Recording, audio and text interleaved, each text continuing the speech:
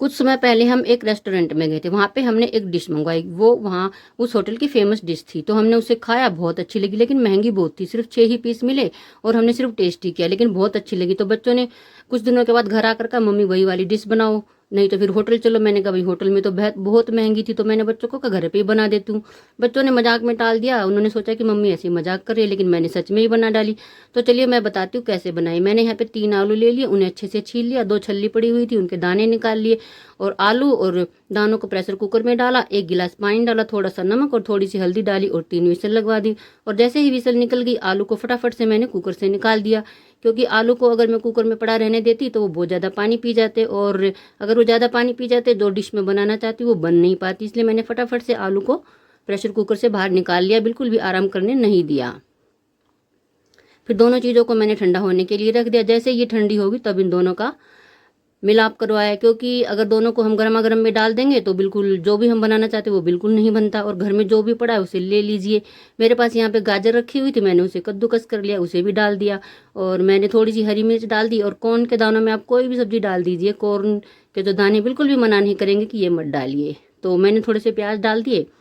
धनिया बिल्कुल थोड़ा सा रखा हुआ था, बारिश के मौसम में धनिया मिलता ही नहीं है, तो जितना था उतना डाल दिया। अब मैंने इसमें थोड़ी सी काली मिर्च का पाउडर डाल दिया है, और अब मेरे पास चाट मसाला नहीं था, तो उसकी जगह पे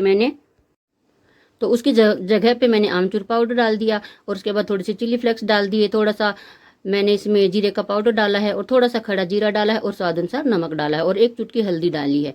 और अब इन चीज़ों को, ये सारी चीज़ें अलग अलग हो जाएंगी अगर हम इन्हें बनाएंगे, तो इनको जोड़ कर रखना है। तो इनको जोड़ने के लिए मैंने क्या किया, यहाँ पे बेसन को भून के ले लिया है, क्योंकि मैं इन्हें डीप फ्राई नहीं करने वाली हूँ, तवे पे हल्का हल्का सा ऑयल डालकर तलूंगी, इसलिए मैंने बेसन को पहले ही थोड़ा सा भून लिया है। और अब 3-4 चम्मच के करीब बेसन मैंने इसके अंदर डाल दिया है। अब चम्मच वगैरह से इसे मिलाने की कोशिश नहीं की, क्योंकि बहुत टाइम लग जाता, और बच्चों के पास इतना टाइम नहीं था, क्योंकि उन्हें जल्दी से जल्दी ये डिश खानी थी। तो मैंने हाथ से ही फटाफट से इसे मैश कर लिया है, और ये बहुत अच्छे से मैश भी हो रहा है, बहुत ज़्यादा टाइम नहीं लगेगा। सारी चीज़ें बहुत ज़्यादा अच्छे से ठंडी हो चुकी थी, जैसे कि आलू वगैरह, और इसे अच्छे से मिक्स कर लेंगे। और इन्हें बनाने से पहले हमें इनका एक टेस्ट लेना होगा। टेस्ट हम कैसे लेंगे कि एक ऐसे गोला सा बना लेंगे और इसे हम टिक्की की शेप दे के देखेंगे, लेकिन ये तो टूट रही है। तो अब क्या करेंगे, अगर आपके पास एक्स्ट्रा आलू है उबला हुआ तो वो डाल दीजिए। मेरे पास आलू नहीं था, तो मैंने वो जो बेसन भून के रखा हुआ था उसी में से 2 चम्मच बेसन और डाल दिया। दोबारा से इसको ट्राई करके देखा, तो अब इसकी टिक्की की शेप में हमारा जो मिक्सचर है आ रहा है, यानी कि इसकी गोल गोल टिक्की बन रही है। अब सारी टिक्कियों को, सारे जो हमारा बैटर है, सॉरी जो भी हमने ये मिक्सचर बनाया, इसकी ऐसी टिक्कियों की शक्ल देकर तैयार कर लेंगे। और उसके बाद क्या करेंगे, हम थोड़ा सा मैदा ले लेंगे, क्योंकि मैदे में हल्का हल्का कोट करेंगे, बहुत ज़्यादा कोट नहीं करेंगे। और ये बाहर जो मैदा लगेगा ना, ये हमारा सेलो फ्राई होने में ही पक जाएगा, क्योंकि अंदर हमने कोई मैदा नहीं डाला है।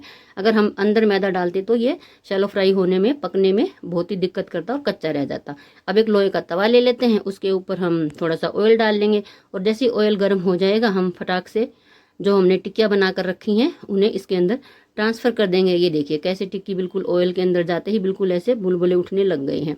अब जितनी टिक्कियाँ एक बार में तवे के ऊपर आ जाए उतनी ही आप डाल लीजिए, और इनको बहुत ज़्यादा एकदम से छेड़ने की कोशिश मत करिए, नहीं तो ये टूट जाएंगी। और मैंने यहाँ पे 4 टिक्कियाँ इसके ऊपर डाल ली हैं, और अब इन टिक्कियों को तो हिला नहीं सकते, ऑयल कम था, इसलिए मैंने तवे को ही इधर उधर घुमाया, ताकि हमारी सारी टिक्कियों के नीचे ऑयल अच्छे से चला जाए और कोई भी टिक्की बिना पके ना रह जाए। और गैस की जो फ्लेम है उसे बिल्कुल मीडियम से कम रखिएगा, और 3 से 4 मिनट तक हम इंतज़ार करेंगे। उसके बाद हम कोशिश करेंगे इन्हें पलटने की, और अगर ये ईजिली पलट जाती हैं तो ठीक है, नहीं तो हम थोड़ी देर इंतज़ार करेंगे। ये देखिए मैं इन्हें ऐसे पलटे से ही कोशिश कर रही थी पलटने की, लेकिन ये नहीं पलटेगी। तो फिर मैंने चिमटे का सहारा लिया और इन्हें बहुत आराम से पलट दिया, ताकि ये दूसरी तरफ से भी अच्छे से पक जाएं। अब ये टिक्की थोड़ी टाइट हो चुकी हैं, इसलिए अब इन्हें हम पलटे से भी हिला सकते हैं। और फिर दोबारा से मैं तवे को इधर उधर हिलाते हुए इन्हें बहुत अच्छे से सेक लूँगी।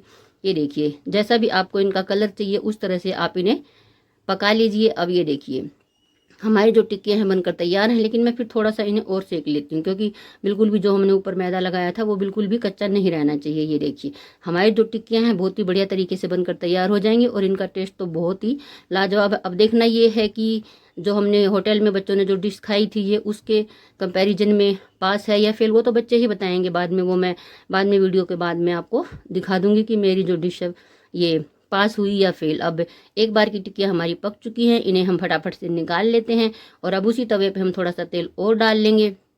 और इस बैच में मैंने सिर्फ 3 ही टिक्कियाँ डाली हैं क्योंकि 4 टिक्कियों को हैंडल करना मुश्किल हो गया था।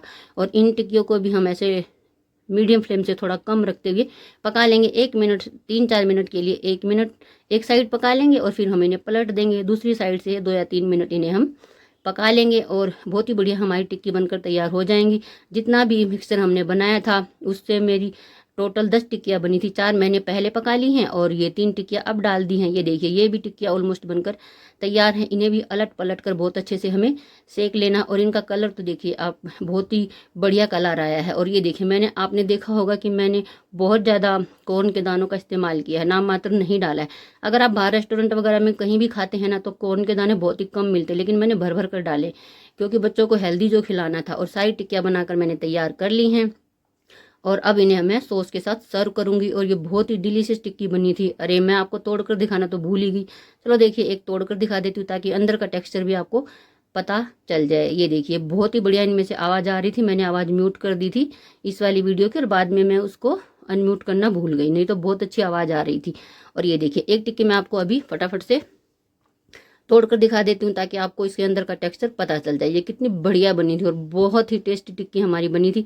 मुझे तो ये होटल की जो हमने डिश खाई थी उससे भी बहुत ही बढ़िया लगी। अब देखना ये है कि मेरी फैमिली को पसंद आती हैं या नहीं आती हैं। ये देखिए अब मैं तो फटाफट से इन्हें टेस्ट कर लेती हूँ, मेरे से तो रुका नहीं जा रहा है। बाकी बच्चों का जो फैसला आएगा वो बाद में देखते हैं। ये देखिए फटाफट से बहुत ही लाजवाब टिक्की बनी थी। एक बार इस डिश को आप ज़रूर ट्राई कीजिएगा। ये देखिए मेरे फैमिली ने तो इसे पास कर दिया। ये होटल की डिश से भी बहुत ही बढ़िया बनी थी। तो अगर रेसिपी अच्छी लगी हो तो वीडियो को लाइक, शेयर, चैनल को सब्सक्राइब ज़रूर कीजिए।